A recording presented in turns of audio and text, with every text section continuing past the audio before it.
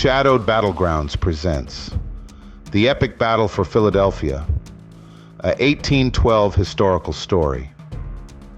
The year was 1812, and the United States found itself in the grips of war with the British Empire once more. As the Royal Navy blockaded American ports, and the British Army advanced from Canada, many feared that it was only a matter of time before the heart of the young republic would be threatened. Philadelphia, the cradle of American independence, stood as a symbol of freedom and resilience.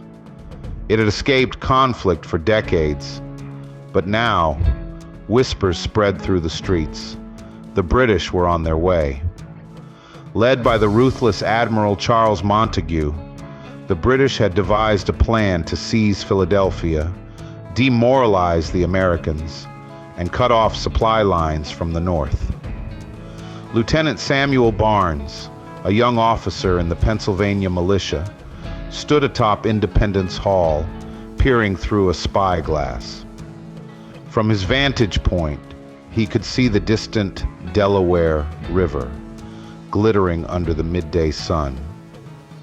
"The British will come by water," he muttered to himself, eyes narrowing as he imagined the sails of warships appearing on the horizon. His thoughts were interrupted by the approach of General Tobias Bledsoe, a seasoned leader who had fought in the Revolutionary War. "We have no time for daydreams, Lieutenant," Bledsoe barked, though there was a warmth in his gruff voice. "The men need your leadership down by the docks. If the British land, that's where they'll strike first." Barnes nodded and hurried down the steps, his heart pounding with the weight of responsibility. The militia was green, a mix of farmers, merchants, and apprentices. But they had one thing in common: a fierce determination to defend their city. The attack came at dusk, just as the citizens of Philadelphia were settling into their homes. The thunder of British cannons echoed across the water as Montague's fleet opened fire on the harbor. Panic gripped the city, but Barnes and his men were ready. The militia scrambled to man the shore defenses, small batteries of outdated cannons salvaged from the Revolutionary War. The first British landing ships approached the shore under the cover of cannon fire, and Barnes gave the order. "Fire!" The shore defenses erupted in smoke and flame, and the first volley struck a landing craft, sending it into the depths of the Delaware. The crowd on the shore cheered, but Barnes knew the fight was far from over. General Bledsoe appeared beside him, his weathered face calm despite the chaos. "They'll hit us harder next time," he said quietly. "We must hold the docks. If we lose them, they'll march on the city." Through the night, the British pushed forward, determined to break through.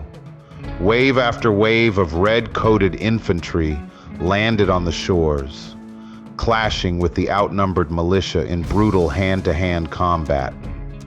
Barnes fought alongside his men, his musket empty, wielding his bayonet with a fierce desperation. By dawn, the British had made significant progress, capturing several key points near the harbor. Barnes, battered and exhausted, found himself standing shoulder to shoulder with General Bledsoe, both men knowing the situation was grim. "We can't hold them off much longer," Barnes said, wiping blood and sweat from his brow. Bledsoe, however, refused to give in. "We fight for Philadelphia. We fight for freedom," he growled. "Send word to the local militias north of the city. We need every able-bodied man in this fight." By the afternoon, the British forces were preparing for a final push into the heart of the city.